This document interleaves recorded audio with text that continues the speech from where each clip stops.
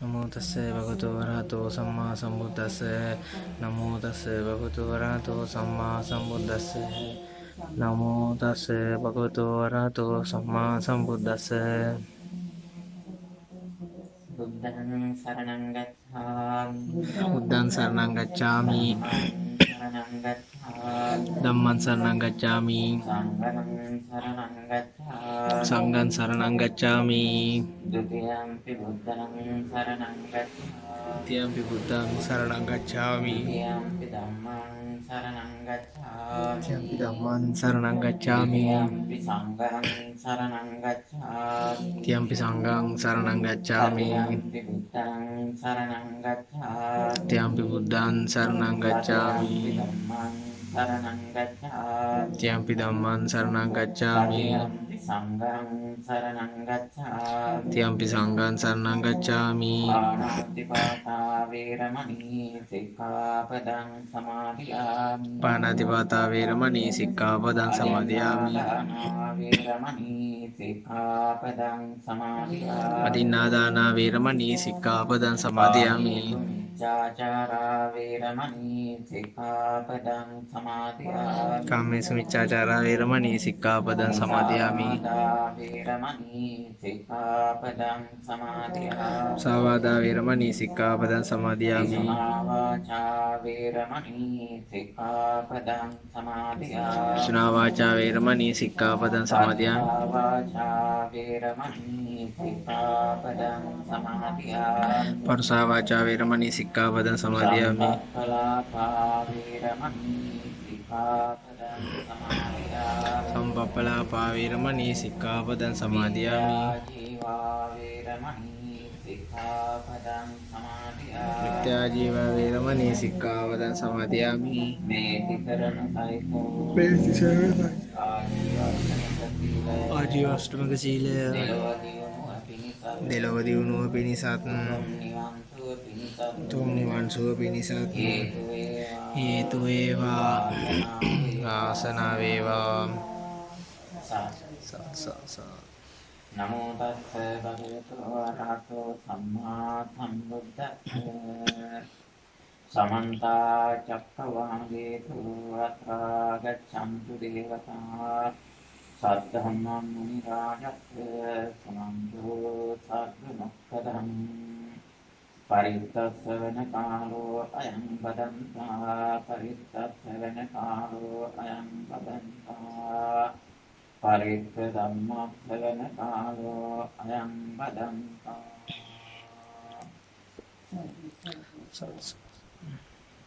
හොඳයි අද පෙබරවාරි මාස පළවෙනිදා මුළු රටවාසී ජනතාවම නිදහස පිළිබඳ ආරම්භ කරගත්ත මාසය.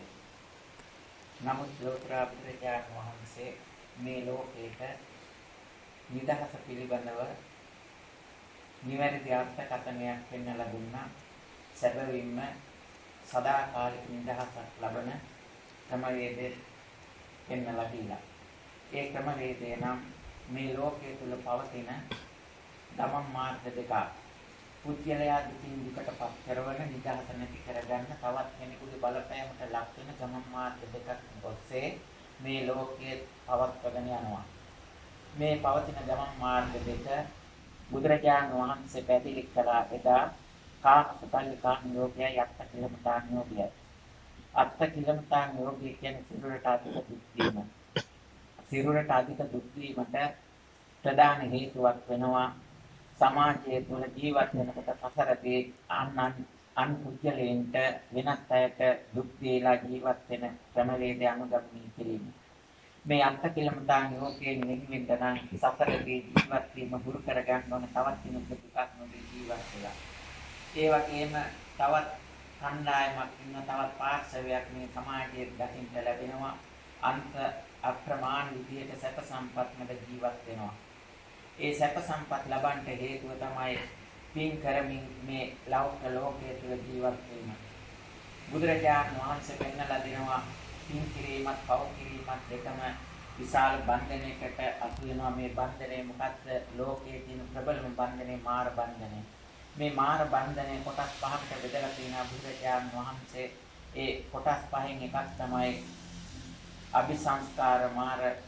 බුදුරජාණන් වහන්සේ පෙන්වලා දෙනවා පින් කිරීම සහ පව් කිරීම කියන අන්ත දෙකට යම් පුද්ගලයෙක් වැටුණොත් ඒ පුද්ගලයා මේ මාර බන්ධයට අහු වෙලා සසර ගමන දිගටම ගමන් කරනවා.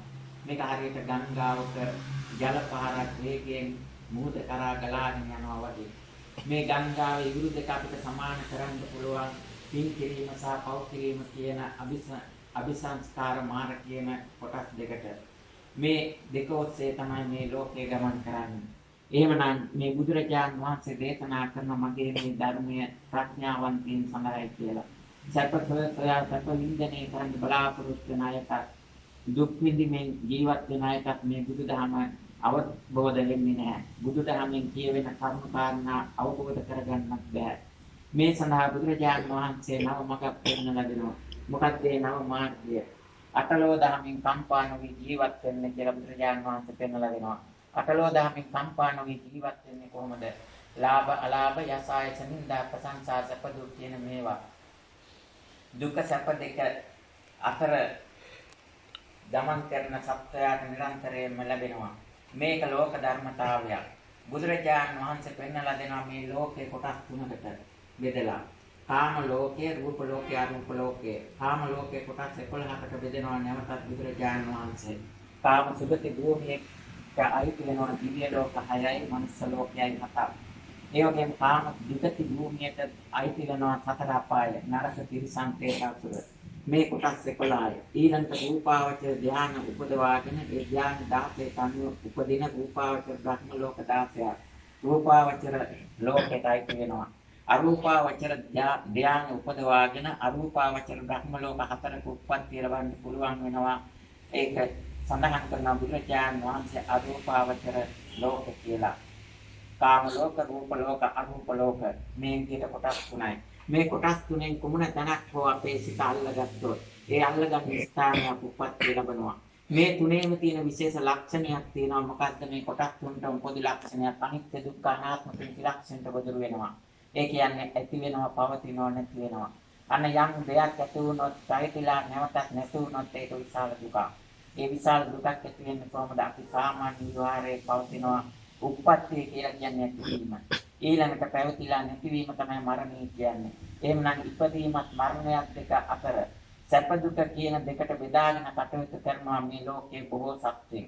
මේ නිසා මේ මිනිස්යාට තේරුම් ගන්න බැරි වෙලා තියෙනවා මේ දෙක අතර තියෙන සැප ලැබෙන ක්‍රමවේදය.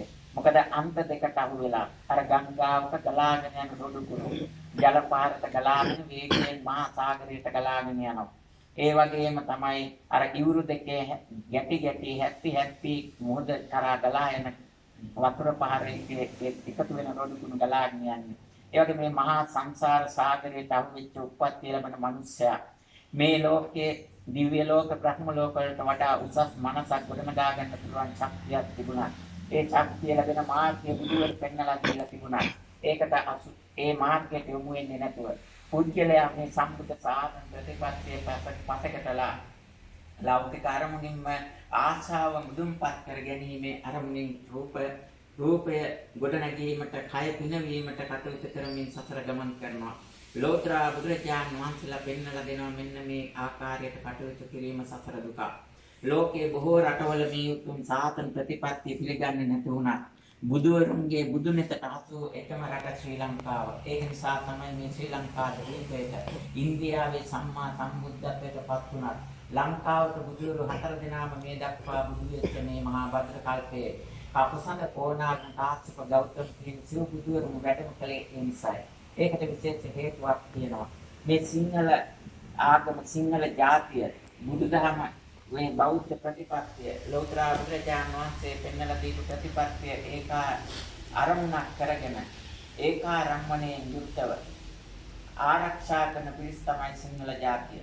ඒකට හේතුවක් තියෙනවා විශේෂ. කපුසඳ බුදුරජාණන් වහන්සේගේ ආරම්භ වෙච්ච මේ සිංහල ජාතිය මේ தත්ත්වය වෙනස් කරන්න බුදුවරු 4 දෙනාගේම කාලවල මේ සිංහල ජාතිය ලංකාවේ ජීවත් වුණා කියන தත්ත්වය වෙනස් කරන්න අලුත් මතයක් ගොඩනගලා තියෙනවා. විජය රජතුමාට එම්න්යාට පස්සේ කුවේටදී නැති වුණා කියලා. මේ අලුත් මත එන අලුත් මත නිසා අපිට සම්බුද්ධ ශාසන ප්‍රතිපත්තිය අමතක කරලා අලුත් මත ඔස්සේ ජීවිතය පවත්වාගෙන යන්න සිද්ධ වෙලා තියෙනවා. ඒක නිසාම දුක් කරදර වැඩි වෙලා තියෙනවා. මහින්දා ගමනේ නිසා ඇතිවෙච්ච විවිධ ක්‍රමවේද අනුගමනය කරමින් මිහිඳු මහරහතන් වහන්සේ ප්‍රමුඛත්වයේ දීලා කටයුතු කරනවා. නමුත් ලෞතර බුදුරජාණන් වහන්සේ පෙන්වලා දීපු දුක නැති කරගෙන සැපසේ ජීවත් වෙන්න පුළුවන් සදාකාලික සැපක් උරුම කරගන්න පුළුවන් ධර්ම මාර්ගය පෙන්වලා දුන්න බුදුවරු හතර දෙනාම. ඒ ධර්ම මාර්ගය මෙම ලංකා ධර්මීතලයේ නැවත ස්ථාපිත කරන්නට අවශ්‍ය කරන කරුණු කාරණා ඒ බුදුවරු හතර දෙනාම වැඩම කරලා ඉෂ්ට සිද්ධ කළා. නමුත් ඒ සියල්ල අමතක කරලා දාලා තියෙනවා. අද මේ උතුම් වූ සම්බුද්ධ ශාසන ප්‍රතිපත්තියේ පවතින රටේ නිදහසක් නැති අවස්ථාවක නිදහස් සමරන්ට වෙහෙස වෙනවා. තවත් බොහෝ පිරිසකින් නිදහස පැවතුණු නිදහසත් සාමාන්‍ය ලෞකික නිදහසක් නැති කරලා පිරිසක් නිදහස සමරන්ට වෙහෙස වෙනවා. තවත් අතකින් සම්බුද්ධ ශාසනය බැබලීම පිණිස වර්ණ පාට කෙටි එල්ලලා බෞද්ධ ශක්තිය පෙන්වන්න උත්සාහ කරනවා. ඒ වගේම නිදහස සමරන්ට රෙදි කැලි එල්ලන්න උත්සාහ කරනවා. මේ වැඩපිළිවෙලනේ මේ සම්බුද්ධ ශාසන ප්‍රතිපත්තියට අනුව බුදුරජාණන් වහන්සේ පෙන්වා දුන්නේ. ලෝකයේ අනිත් සියලුම රටවල මේ ප්‍රතිපත්තිය නැති වුණා. සිංහල බෞද්ධ ජනතාවක් වාසය කරපු ඒ ආර්ය සිංහල බෞද්ධ ප්‍රතිපත්තිය ක්‍රියාත්මක කරපු මේ ශ්‍රී ලංකාවේ ශ්‍රී අක්ෂරය ලැබුණේ මොකද? ශ්‍රී කියන අකුර සිංහල ජාතියට ලැබුණේ මොකද? ශ්‍රී ලංකාවට ලැබුණේ මොකද? බුදුවරුන්ගේ පාද ස්පර්ශයෙන් ස්පර්ශ වෙලා බුද්ධ අධිෂ්ඨාන ශක්තිය තුන් ලෝකේම ක්‍රියාත්මක කරන්න පුළුවන් ශක්තිය ශ්‍රී ලංකාව තුළ ගැප්ගත් නිසායි. ඒ තත්වයටපත් වුණේ මොකද? බුදුරජාණන් වහන්සේලාගේ උත්සාහයට ප්‍රවීම මත. එහෙමනම් ඒ තත්වය ඇති කරන්ට මේ යන උතුම් ගමනේදී ප්‍රතිපත්ති සාධනික ශක්තිය ක්‍රියාත්මක කරන්ට අපි වසර ගණනාවක් ඉස්සගත්ත වෙනස මහත්සියදී ඒ උතුම් සාධන ප්‍රතිපත්තිය ක්‍රියාත්මක කිරීමට විශාල වශයෙන් කැපවී කටයුතු කිරීමේ ප්‍රතිඵලයක් හැටියට සම්බුද්ධ ශාසන ප්‍රතිපත්තියට අනුගත වී කටයුතු කිරීමේ ප්‍රතිඵලයක් හැටියට කුමන හෝ ආකාරයකින් මේ ස්ථානයට යොමු වෙලා මේ ස්ථානයේ මෙවැනි තුන් දහම් දේශනාවක් සිද්ධ කරන්නට අවස්ථාව ලබා ගැනීම ඉතාම භාග්‍යයක්. වසර 20කට අධික කාලයක් තිස්සේ මේ ස්ථානයේ ධර්ම දේශනයක් මේ ආකාරයට කරන්නට අරමුණු කරගෙන සිටියා. අද දිනේදී මේ උතුම් කටයුත්ත මේ ආකාරයෙන් නිදහස ලැබුවා කියන අදහස ජනතාවගේ චිත්ත සංතාන කර ක්‍රියාත්මක වෙන අවස්ථාවකදී මේ විදිහට ක්‍රියාත්මක කරන්නට ධර්ම දේශනයක් සිදු කරන්නට ලැබීම ඉතා භාග්‍යයක්. ඒ නිසා මේ භාග්‍ය ඇති කිරීමට ප්‍රධාන හේතුවක් වෙනවා. ලෞතර බුදුරජාණන් වහන්සේ දේශනා කළේ මේ නිදහස ලැබෙන මාර්ගය පෙන්වලා දුන්නේ සියලුම බුදුරජාණන් වහන්සේලා සමතිස් පාරමිතා ගුණ බලයේ සිහිපත් කරගෙන දස පාරමිතා දස උපාරමිතා දස පරමත්ත පාරමිතා ඒ පාරමිතා 30ක් සම්තුහන් කරගෙන සමතිස් පාරමිතා සිහිපත් කරගෙන මේ උප්පත්තිය ලබාගෙන මේ ආත්ම භාවයේදී මේ කරගෙන ගිය වැඩපිළිවෙලේ අද දක්වාම කරගෙන ගිය වැඩපිළිවෙලේදී විශාල වශයෙන් මුදල් කාලයේ ශ්‍රමයේ ධනෙ කැප කරමින් කටයුතු කළා. ඉතා අත්‍යවශ්‍ය අවශ්‍යතාවයකට මුදල් පරිත්‍යාග කිරීමට ඉදිරිපත් වූ මහත්මයාගේ නිවස තුළ ඉඳගෙන මේ ධර්ම දේශනාව සිදු කරන්ට ලැබීම සුවිශේෂ කාරණයක්. කිරියැල්ල ප්‍රදේශයේ පමණක් නෙමෙයි ලංකා පුරාම ජනාදරයට පාත්‍ර වී සිටි ඒ හඳපාන්ගොඩ ශ්‍රී විමල නාහිමිපාණන් වහන්සේ උන්වහන්සේටවත් කරන්ට බැරි වෙච්ච උදාාර කර්තව්‍යයක් ඉෂ්ට සිද්ධ කරන් ප්‍රතිපත්ති ශාසනය වෙනුවෙන් තමන් උපයන ශ්‍රමය කාලේ කැප කරලා උපයන ධනය වියදම් කරන්න පුළුවන් ශක්තියක් බලයක් මේ ස්ථානයේ ආදරණීය පියාණන්ට ශක්තියක් බලයක් ගොඩනැගුණා ඒ කාර්යයට මැදිහත් වෙන්න. ඒ අවස්ථාව සිහිපත් කරමින් එදා 2018 වෙසක් පුර 15ක පොහොය දින 29 වෙනිදා ඒ රුපියල් 30000ක මුදලක් පරිත්‍යාග කළේ ප්‍රතිපත්ති ශාසනය තුළ ජීවත් වෙච්ච පුද්ගලයෙක්ගේ ඒ උප්පත්තියේ ලැබිච්ච දුක්ඛන්දරාව ගෙවලා අවසන් කරලා මරණයෙන් ඒ ගමන අවසන් කරපු අවස්ථාවේදී සනා විදක් කරන්ට මුදලක් පරිත්‍යාග කිරීමෙන් ඒ උතුම් කාර්යයට ප්‍රදේශයේ අවමංගල සමිති සංවිධාන තිබුණත් ඒවට විශාල වශයෙන් මුදල් වියදම් කර තිබුණත් ඒ කිසිම කෙනෙක් ඉදිරිපත් නොවුණත් ප්‍රතිපත්ති ශාසනයට අනුව සිල්වත් වූ කෙනෙක් තනි වෙන බවත් ඒ තනි වුණු අවස්ථාවේ සම්බුද්ධ ශාසන ප්‍රතිපත්තිය තුළින් කිනම් හෝ ක්‍රමයකින් ඒ උතුම් ප්‍රතිපත්ති ශාසනික ශක්තියෙන් අවශ්‍ය කරුණු කාරණා ඉෂ්ට සිද්ධ කරන්නට සසර කුසලයක් ඇති අය ඉදිරිපත් වී සඳහා අවශ්‍ය කරන කරුණු කාරණා ඉෂ්ට සිද්ධ කරන බව සන්තුහන් කරමින් ඒ සම්බුද්ධ ශාසනික ශක්තිය ප්‍රතිපත්ති බලමහිමේ උතුම් වූ ගුණ බලයේ විදහාපාන තත්ත්වය ඇති කරමින් එදා ඒ උතුම් කාර්ය ඉෂ්ට සිද්ධ කළා මේ ස්ථානයේ තුමා. ඒ අනුර රංජිත් ජයකොඩිමත්තුමා නමින් කියන නමේ තේරුමට අනුව අනුර කියලා කියන නමේ තේරුම තමයි අනු උර කියන වචන දෙක එකතුවක් අනුර කියන්නේ.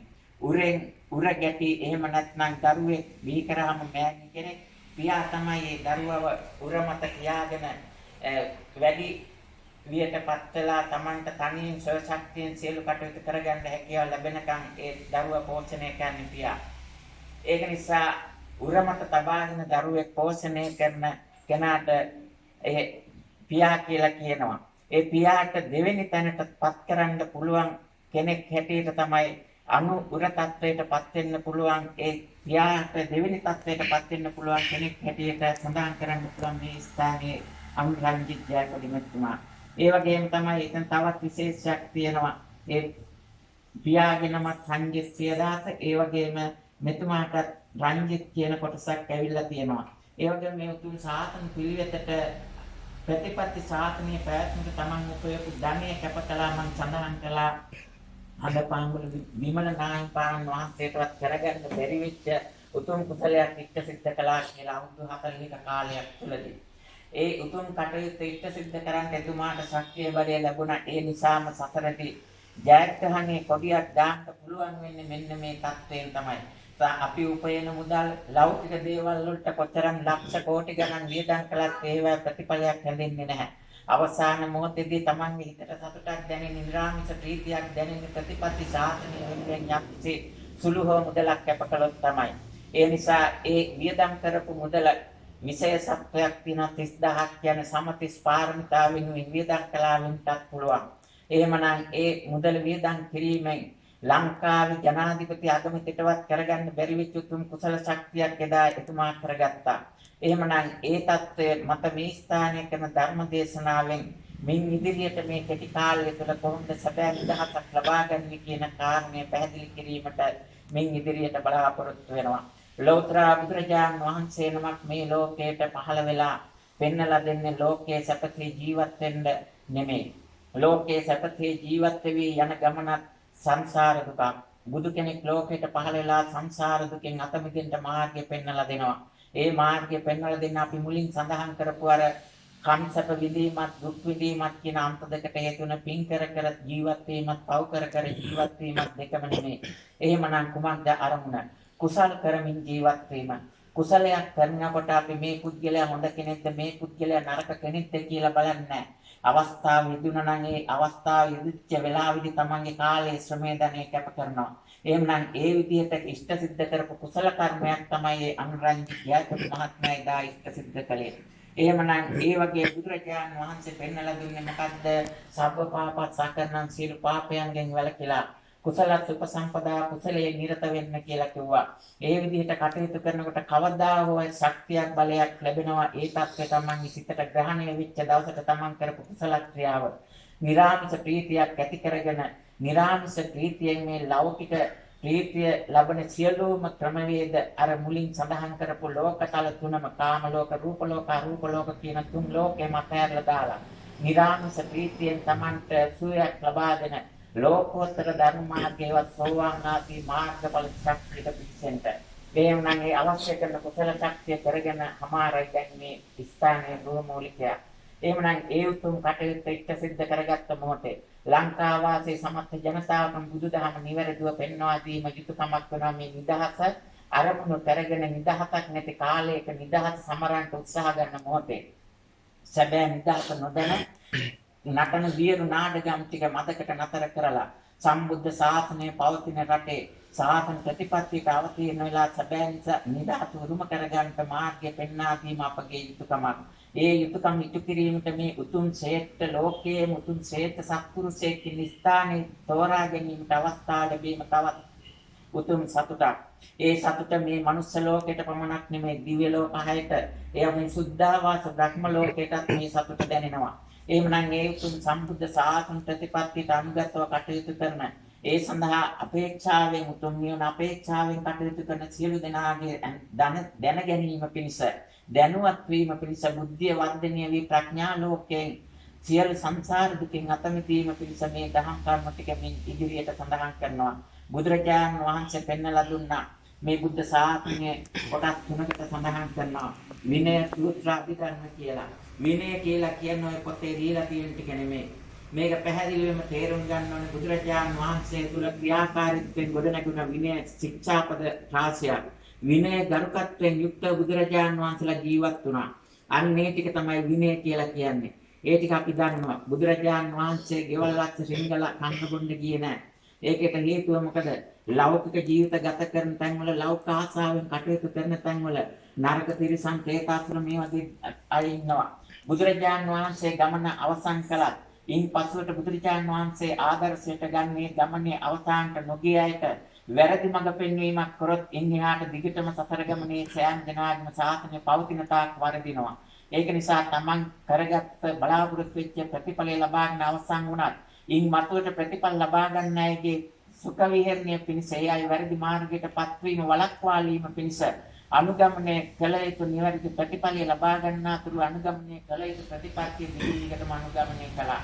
එහෙමනම් නායක කාර්කාදී යම් කිසි සමාජයේ පිරිසක් පාලනය කරන පිරිසක් සැබෑ නායකත්වයක් ගන්නවා නම් ඉන් පසුවට එන නායකයාටත් නිසමඟ පෙන්වන්නට ප්‍රතිඵලය ලබා ගත්තට පස්සේ තමන් උවමනා විදිහට කටයුතු නොකර තමන් උවමනා විදිහට වැරදි මාර්ගවල යන්නේ නැතුව බෞද්ධ ප්‍රතිපත්තිය පවතින රටේ ප්‍රතිපත්තියට අනුගතව කටයුතු කිරීම ඉතිපතක් වෙනවා. ඒ විතරක් නෑ බුදුරජාණන් වහන්සේගේ විනය සූත්‍ර කියලා කියන්නේ මොකක්ද? බුදුරජාණන් වහන්සේ මූලින් දේශනා කරපු කාරණා ටිකක් තිබුණා. එහෙනම් දැන් විනය කියලා කියන්නේ ආදර්ශයෙන් පෙන්වලා දීපු ටික කටින් දේශනා කරන්නේ නැතුව මූලින් දේශනා කරන්නේ නැතුව ආදර්ශයෙන් පෙන්වලා දීපු ටික. උප්පත්ති ලැබපු අවස්ථාවේදීම රාහුල කුමාරයා මේ සිදුහත් කුමාරයා මොකද කළේ? ඒ දරුවව දාලා අබිනිෂ්ක්‍රමණය කළා. මේකෙන් පෙන්වුම් කළේ උපදින සෑම දරුවෙක්ම දාලා අබිනිෂ්ක්‍රමණය කරන්න කියලා නෙමෙයි. මේකෙන් යටි අදහසක් තියෙනවා. මොකද්ද? සතර ගමන අවසන් කරන අවසාන ආත්මය නිසා මේ විදිහට ගියාට මට වරදින්නේ නැහැ. එහෙම ගියාට මේ අයත් ගොඩ ගන්න පුළුවන්. නමුත් දැන් ජීවත් වෙන සියලු දෙනාටත් ඒකෙන් වැරදි ආදර්ශයක් නෙමෙයි දුන්නේ. එහෙනම් දරුවෙක් උප්පත්තිය ලැබුවට පස්සේ හිතන්න ඕනේ තවත් දුක්ඛන්දක් මේ මම නිසා මේ ලෝකෙට බිහි වුණා. මේ දුක්ඛන්ද ගොඩනගන්න දුක්ඛන්ද ආරක්ෂා කරන්න රැකවරණය ලබා දෙන මේ දුක්ඛන්දට නිවැරදි මඟ පෙන්වන්න විශාල කැපවීමක් කරන්න ඕනේ. එහෙමනම් අද මේ රටේ සංවර්ධනය කිරීම සෑම පැත්තකින්ම සිද්ධ වෙනවා. ගමන් බිමන් පහසුකම් යාන වාහන පහසුකම් භෞතික සම්පත් ආහාර පාන මේ ආදී සෑම දෙයක්ම පහසුකම් සැලසෙනවා. නමුත් මේ ලෞතර බුදුරජාණන් වහන්සේ දේශනා කරපු චක්කු මුදපාදි ඥාන මුදපාදි කියන මේ ලෞකිකත්වයට අයිති ක්ෂේත්‍ර දෙක හැරුණාම ප්‍රඥා උදපාදි කියන தත්වෙට එන්න මනස සංවර්ධනය කරන්න වැඩ පිළිවෙලක් තාම කිසිම ආණ්ඩුවකින් කෙරෙලා නැහැ. ඒක නිසා මේ සම්බුද්ධ ශාසන ප්‍රතිපත්තිය අතහැරලා දාලා මේ ප්‍රතිපත්තියේ තියෙන අනන්ත අප්‍රමාණ සුඛ විහරණ ප්‍රතිඵල අතහැරලා දාලා ඒවා පිළිබඳ බලාපොරොත්තුෙන් උප්පත්තිය ලැබෙන සිංහල බෞද්ධ පිරිස වෙනත් ආගම් කරා යන වැඩ පිළිවෙල රාශියක් ක්‍රියාත්මක වෙනවා. මේ වැඩ පිළිවෙල රාශිය ක්‍රියාත්මක වන අතරතුරේදී අද දිනේදී Hindu ආගමට අයිති පිරිසක් Hindu ආගම අදහන පිරිසක් මේ බෞද්ධ ප්‍රතිපත්තියට යොමු වෙච්ච පෞලක ඒ ශාසන ප්‍රතිපත්තියෙන් සංසීම ලබා දීමට කටයුතු කරලා මේ ස්ථානට දෙපැමිණියේ.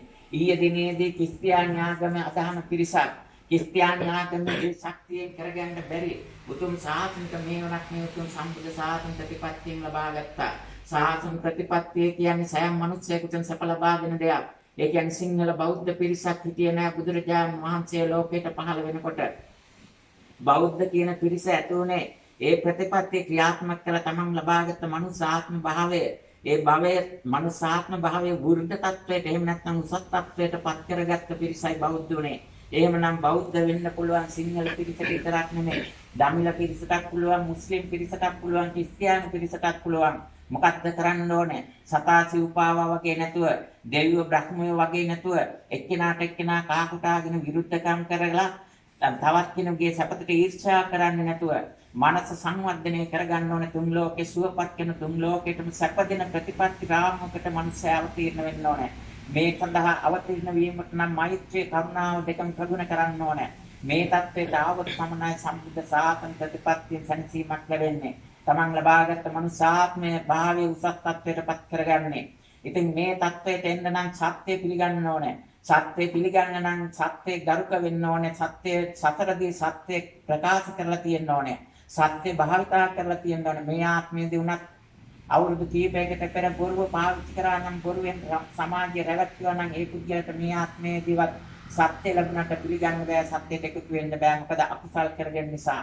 මේ නිසා බුදුරජාණන් වහන්සේලාගේ බුද්ධ දේශනාවේ සෑම බුදුවරුන්ම දේශනා කරන සම්පපාපස්සා කරන කුසල සුඛ සම්පදා කුසල උපයන්න කියලා කියනවා. හැබැයි අකුසල් පිළිබඳ කතාවක් කිසිම තැනක කරලා නැහැ. දස කුසල් කරන්න කියලා බුදුරජාණන් වහන්සේ පෙන්වලා දීලා තියෙන්නේ. අකුසල් පිළිබඳව වචනේ භාවිතා කරලවත් නැහැ. අපි මේ භාවිතා කරලා බුදුවරු පවා සම්පූර්ණයෙන් මේ වචනේ හිතලවත් නැහැ, ප්‍රකාශ කරලවත් නැහැ අකුසලයේ ගැන. ඒ තරමටම බලවත් බව පෙන්වන්න බුදුරජාණන් වහන්සේ උදාහරණ දීලා තියෙනවා. අකුසල් කියන්නේ තවත් කෙනෙක් කරන වැරදි වලට සිතෙන්, කයින්, වචනයෙන් ඒ සමීප වෙලා ඒක දායක වීම. මේක විශාල අකුසලයක්. පව් කියන්නේ Taman සුජීවම කරන පස්පව්. ඒක නිසා ඒකත් විශාල අකුසලයක්, පාපයක්. මේ පව් වලින් ආනන්තරී පාප කර්ම හැර අනිත් සියල්ල වළක්වන්න පුළුවන්. නමුත් අකුසල් වළක්වන්න බෑ. ඒක Tamanම විඳදරා ගන්න ඕනේ. සුචිරෝම කරරෝම කියන යක්ෂෝ දෙදෙනෙක් ගැන බුදුරජාණන් වහන්සේ දේශනා කරලා තියෙනවා. කාශ්‍යප බුදුරජාණන් වහන්සේගේ බුද්ධ ශාසනයේ කාලේ බුදුරජාණන් වහන්සේ ධර්ම දේශනා කරනකොට අවට කුඹුර කොට හිටපු මිනිස්සු දෙදෙනෙක් ඒ එක මිනිස්සෙක් ගිහිල්ලා බුදුහාමුදුරු කියන බණ අසමින් හිටියා. ඒ මිනිස්සයාට එහෙමම මහන්සිය විඩාව වැඩිකමට ධර්මශාලාවේ කොනක නිදාගත්තා. නිදාගෙන බණ ඉවර වෙලා නැගිටිනකොට එහෙමම නැගිටලා ඒ ධර්මශාලාවෙන් පිට වෙලාව තමන්ගේ ඇඟේ තිබිච්ච මඩ ටික අර ධර්මශාලාවේ තැවරුණා ගැවුණා. එතකොට ධර්මශාලාව හොඳ දෙයක් කරන ස්ථානයක් අපිරිසුදු වුණා තමන් නොදැනුවත්ව. අන්න එතෙන්දී බුදුරජාණන් වහන්සේලා පෙන්වලා දෙනවා යෝනිසෝ මනසිකාරයෙන් යුක්තව කටයුතු කරන්න ඕනේ. එහෙම නැති වුණොත් අකුසල් සිද්ධ වෙනවා. බුදුරජාණන් වහන්සේ මේ ගෞතම බුදුරජාණන් වහන්සේ අතීතයේ එකාත්මයක මහානුවෙක් වෙලා උපදිලා ඉන්න අවස්ථාවක ගමනක් යනකොට අසල ගංගාවක් අයින මාළු මරමරා හිටපු ළමයි ටික බිලී කොක්කට අහු වෙන මාළු ටික පණ පිටින්ම වැල්ලට දාලා ඒ මාළු උඩ පයින්නා වතුර සොයාගෙන යන්න දඟලනවා. මේ සිදුවීම දැකලා හදවත යටින් හිතෙන් සිනහවක් පහළ වුණා. මාළු දඟලන බව දැකලා ඒ දඟලන ආකාරයේ සතුටට මැරෙන නිසා සතුට නෙමෙයි, මැරෙන්න ඉන්න සත්තු කියලා හිතලා සතුට නෙමෙයි, දඟලන ක්‍රමයේ සතුටට හිනහ පහළ කළේ. ඒකේ විපාකයක් විදිහට මේ ගෞතම බුද්ධ ශාසනය පිහිටවලා සම්මා සම්බුද්ධත්වයට පත් වෙලා ධර්ම දේශනා කරනකොට හිසේකක් කුමක් ඇදුණා. මේක තමයි අකුසලයේ භයානකකම. එහෙමනම් මේ ලෞකික ලෝකයේ වෙනත් රටවල කරන විගඩම් නාඩගම් එකතු කරගෙන මේ සම්බුද්ධ ශාසනය පවතින ලංකා ධර්මීකලයේ ආර්ය සිංහල ප්‍රතිපත්තිය ක්‍රියාත්මක නොකර වෙනත් රටවලට ගැතිවිලා ඒ ප්‍රතිපත්ති ක්‍රියාත්මක කරමින් බොරු නිදහසක් සමරන්නේ නැතුව ශාසන ප්‍රතිපත්තියට ආර්ය සිංහල ප්‍රතිපත්තියට යොමු වෙලා සියලු ආගමිකයන් සියලු ජාතිකයන් සුවපත් කරන්න පුළුවන් ප්‍රතිපත්ති ක්‍රියාත්මක කරන්න පසුබිම තියෙනවා ලංකාවේ. එහෙමනම් බුදුරජාණන් වහන්සේලා දේශනා කරපු මුලින් දේශනා කරපු ප්‍රතිපත්ති ටික සූත්‍ර දේශනාවල ඇතුළත් වෙලා තියෙනවා. නිකම්ම සූත්‍ර දේශනා කළාට වැඩක් නැහැ.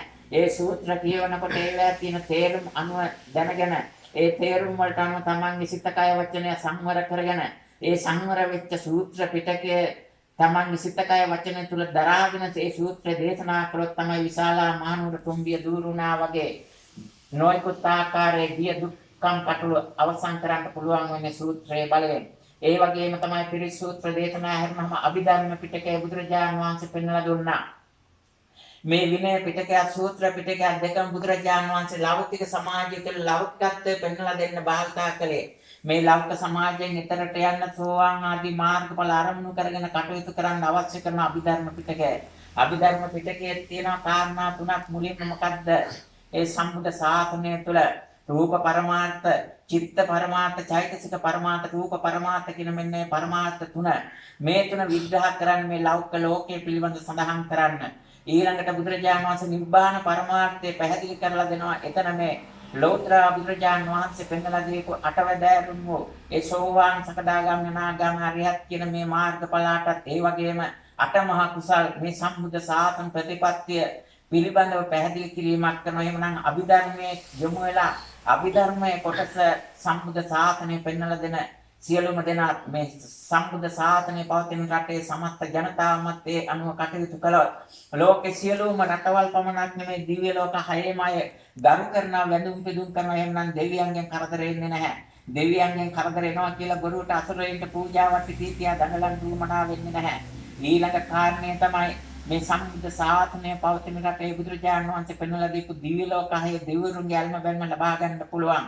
අසුරයින්ට රැවටිලා මිත්‍යා දෘෂ්ටික හින්දු ආගමේ සඳහන් කරන ඉන්දියාවෙන් එදා මිහිඳු මහරහතන් වහන්සේ සමග ලංකාවට ගෙනාපු ඒ හින්දු ආගමේ ප්‍රතිපත්ති ඊළඟට මේ මෑත කාලේ රජවරු ඉන්දියාවේ වෙනත් දමිළ කාන්තාවන් විවාහ කරගෙන ඒ අනුව හින්දු ආගම මේ ලංකාවට රිංගව ගත්තා. මේ වගේ ප්‍රතිපත්ති වලින් සම්බුද්ධ ශාසනය පවතින මේ රටේ හෙළයන්ට දුක් කරදර දෙන්නේ නැතුව සම්බුද්ධ ශාසනය පවතින මේ රටේ සම්පත් මේ රටේ ඒවා කියලා නොබියව කියන්න පුළුවන් කතා කරන්න පුළුවන් ශක්තියක් ඇති කරගෙන වචනේ බලය අනන්තයි අප්‍රමාණයි බුදුරජාණන් වහන්සේ යම් වචනයක් ප්‍රකාශ කළා නම් ඒ ප්‍රකාශ කරපු වචනේ ක්‍රියාත්මක වෙනවා. යම් කිසි ආකාරයකින් Taman ක්‍රියාත්මක කළේ නැත්නම් වචනයක් ප්‍රකාශ කර ලෝක ධාතුව මගින් සබා දහම් මගින් ඒ වචනේ ක්‍රියාත්මක කරන්න පසුබිම සකස් කරනවා. ඒක නිසා මේ බුද්ධ ශක්තියේ බලය අචින්තයයි. ඒ වගේම බුදුරජාණන් වහන්සේලා ලෝකෙට පෙන්වලා දීපු ඒ ධර්ම මාර්ගයේ බලය අචින්තයයි. ඒකේ සීමාවක් නැහැ. ඒ වගේම මේකේ සැනසීම සීමාවක් නැහැ. ප්‍රශ්නේ වෙලා තියෙන්නේ මාර්ගයට අවතීර්ණ වෙලා තියායේ මාර්ගය දිහා දෙනෙත්තරලා බලන්නවත් ලංකාවේ මිනිස්සු අද යොමු වෙලා නැහැ. ඒකයි බාහිරින් එන දුක් කරදර කම්කටොළු මේ තත්ත්වයට ඇති වෙලා තියෙන්නේ. ඊළඟට චක්කු උදපාදි ඥානං උදපාදි කියන්නේ ලෞකික විද්‍යාව පමණයි.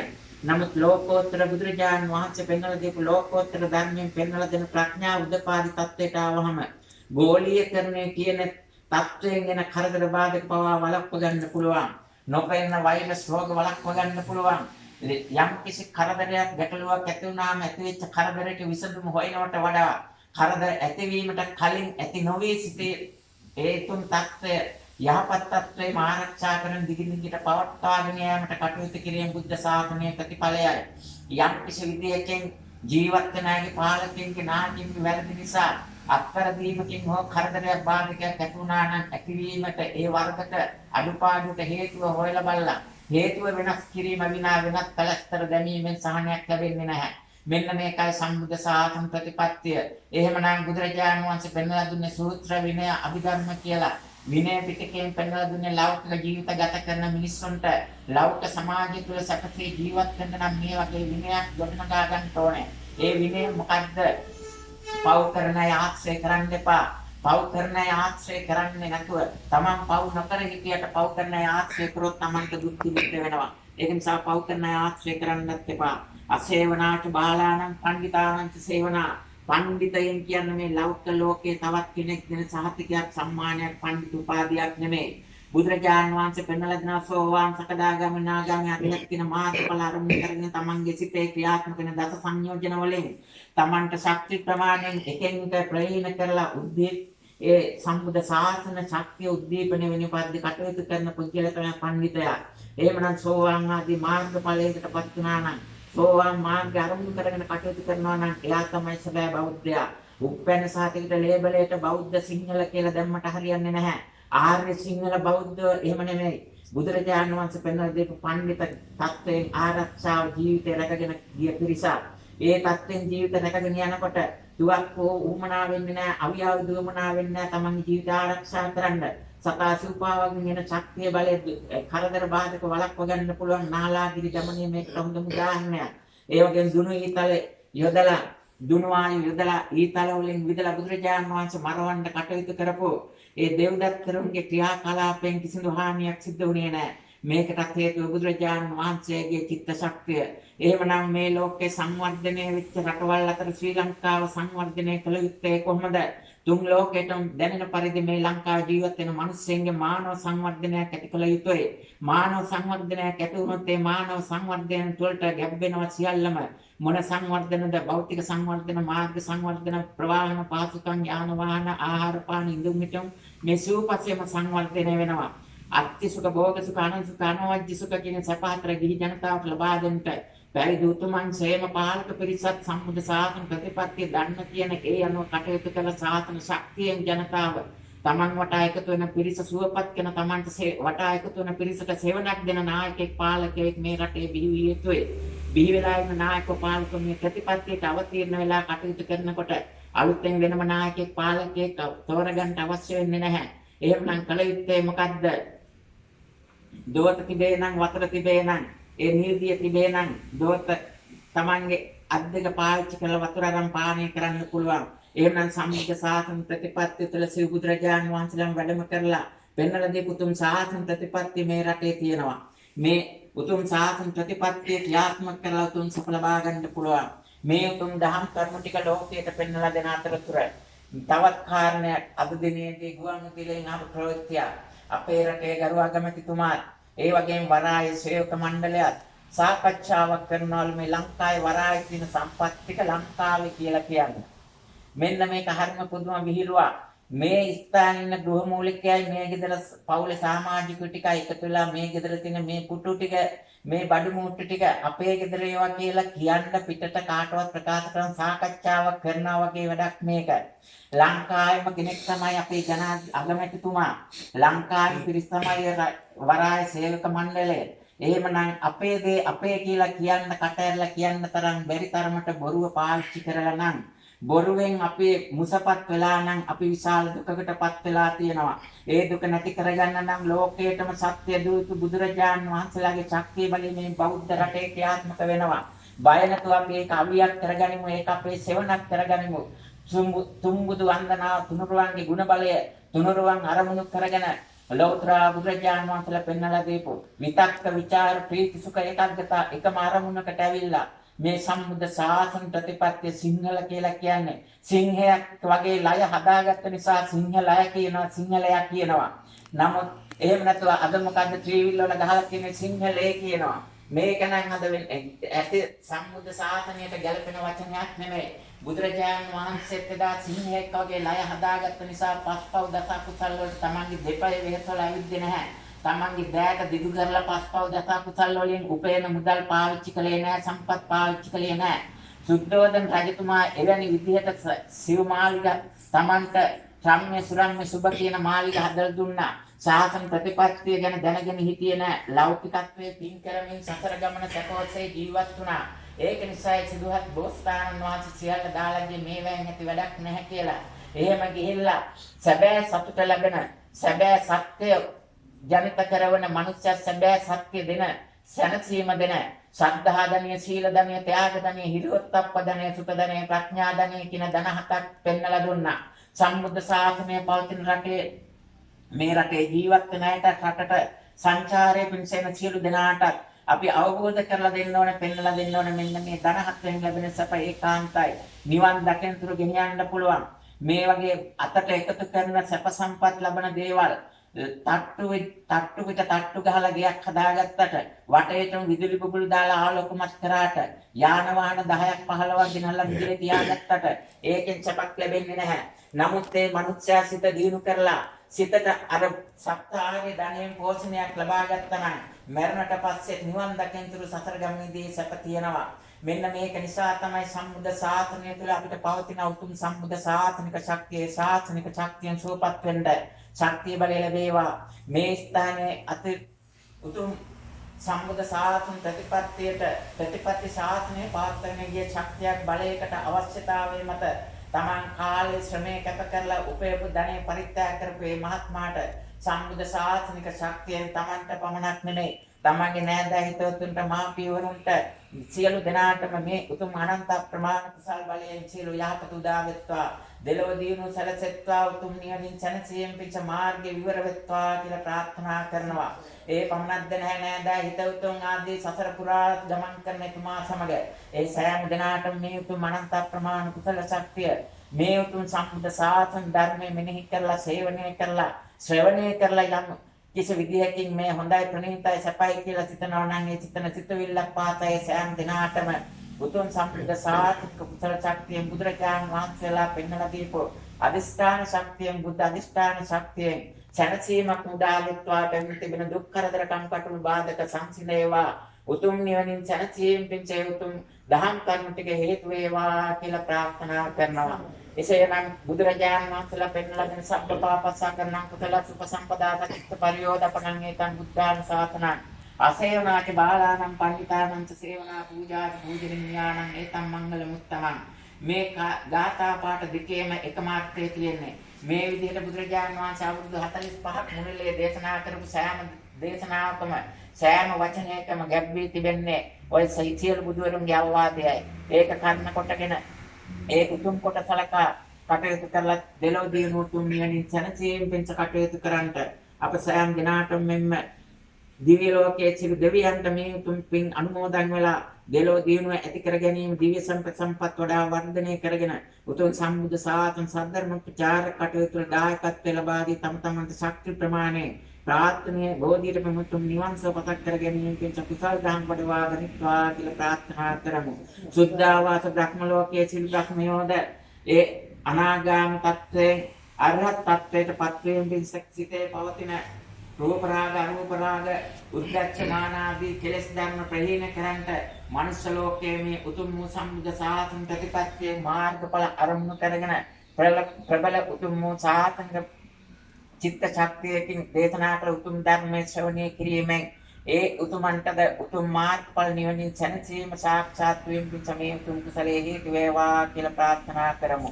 අප සෑම දිනාටමද උතුම් සම්බුද්ධ ශාසන ප්‍රතිපත්ති මේ ලංකා ධර්මයේ තල තුළ යලිත් ක්‍රියාත්මක වන පසුබිමක් ඇති කරලා සම්බුද්ධ ශාසන පරියාප්ති ශාසන නිවැරදි පෙන්වලා දීලා ජනතා ප්‍රතිපත්ති ශාසනයට අවතීර්ණ කරලා ඒ ප්‍රතිපත්ති ශාස්ත්‍ර යොමු වෙච්ච පිරිසට තම තමන්ට ලැබෙන ප්‍රතිඵල තුලින් සැපසේ ජීවත් වෙමින් ප්‍රාර්ථනීය බෝධිසත්වයන් උතුම් නිවන් සුව පතක් කර ගැනීම පිණිස මේ උතුම් කුසලයේ හේතු වේවා කියලා ප්‍රාර්ථනා කරමු. භවතු සබ්බ මංගලං රක්ඛන්තු සබ්බ දේවතා සබ්බ බුද්ධාං භාවේන තදාතත්ථී භවන්තු තේ භවතු සබ්බ මංගලං රක්ඛන්තු සබ්බ දේවතා සබ්බ ධම්මාං භාවේන තදාතත්ථී භවන්තු තේ භවතු සබ්බ මංගලං රක්ඛන්තු සබ්බ දේවතා සබ්බ සංඝාන් භාවේන සදාතත්ථි භවන්තු තේ අභිවාදන තීවිස්සේන චම්මන්තපචායනෝ චත්තාරෝ ධම්මා වඩ්ඩන්තේ ආයුවන්නෝ සකම්බලං ආරෝග්‍ය සම්පatti සබ්බ සම්පatti මේවච අතෝ නිබ්බාන සම්පatti මිනාතේ සමිච්ඡතු